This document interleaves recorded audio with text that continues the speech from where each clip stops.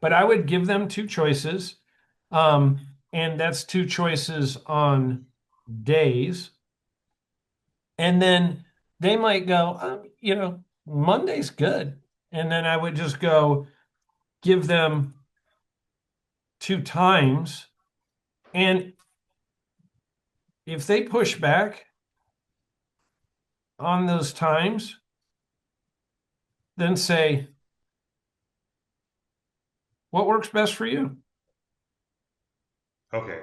And That then was my just worry is like close it. if it was easier with them to just start with like what's a good time for you, but I know we don't want to seem I feel like oh, the ambiguous, starting with the ambiguous, what works well for you turns into, oh, I'm going to have to take a look at everything I got going on and get back to you.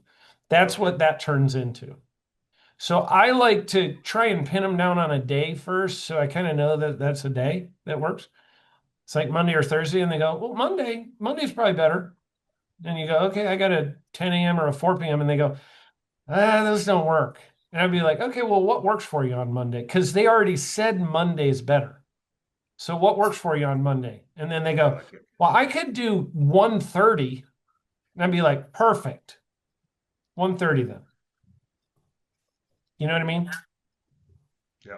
If you give them well, what's a time in the next week that works for you?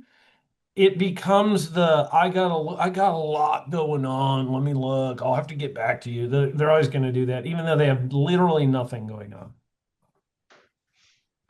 Did you know that 92% of realtors in America did two transactions or less this year? 90, how many percent? 92% of realtors did two transactions or less. So you don't have to have like a minimum to keep your You just got anything? to pay to keep your license. That's all you Yeah, got it to do. depends. You just got to pay money to keep a license. Okay. Ready for my next question? Yep, fire. Had a gal come out yesterday, was liking houses. We went through the 5 steps, all that good stuff. When I was asking her about like what she wanted to spend, she was really just like she never asked how much the houses were. When I asked her, I got out of it that she would finance. Um, but I asked, like, well, what do you think you'd spend on a monthly payment? She was like, haven't really started to think about that yet.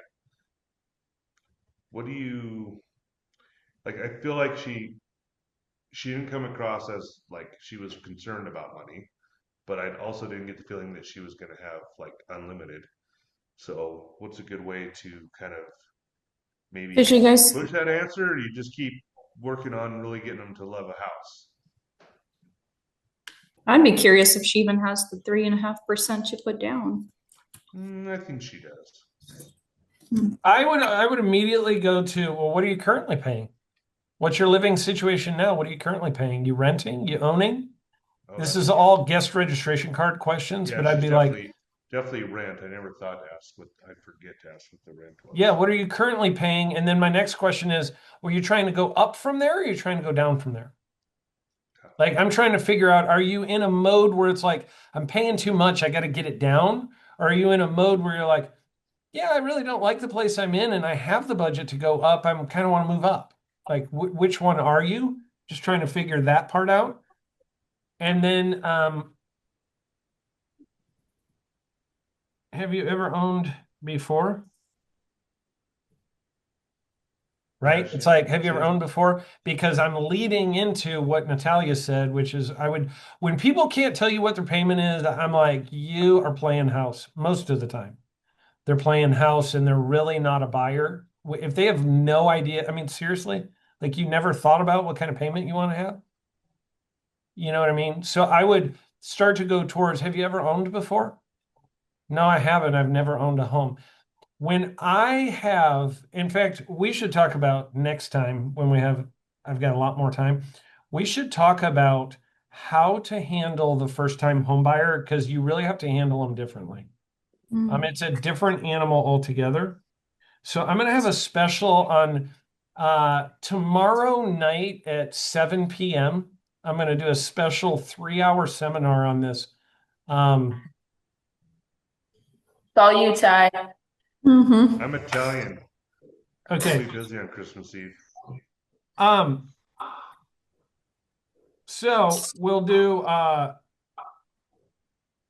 how do you handle the first time buyer? You have to handle them totally different than other customers, in my opinion. But anyways, it'd be like, have you ever owned before? And then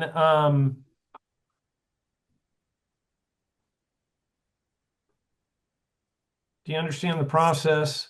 So I know you went through the 5 easy steps, but when you did, are you making sure it's a dialogue, not a monologue, that you're asking every question on that sheet and that you're getting them involved in the conversation and finding out, do they understand this and are they engaging with this conversation? And because it really brings up a lot of what the core issues are. And I Yeah. feel like I usually have a really good idea of how to sell this person a home by the time I get done with 5 easy steps, if done correctly. And if done correctly, it should take you about 20 minutes to do it with somebody. Yeah. No, So, it was definitely a good, back and forth and uh, questions and stuff like that. So, yeah, when they're like, I have no idea, then what I highly, highly, highly recommend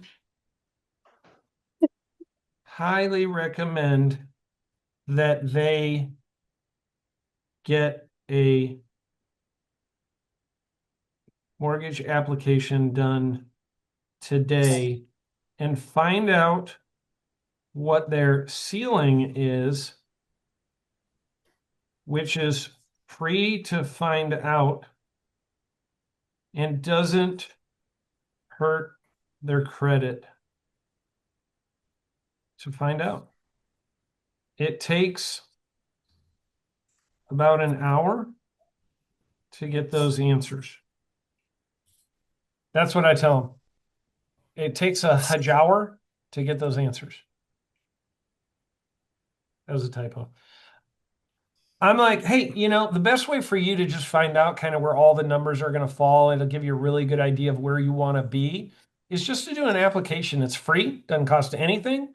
In about an hour, you're going to know exactly what you can go up to, exactly where your ceiling is exactly where different price ranges are going to put you from a payment standpoint. You'll have all the answers to all the financial.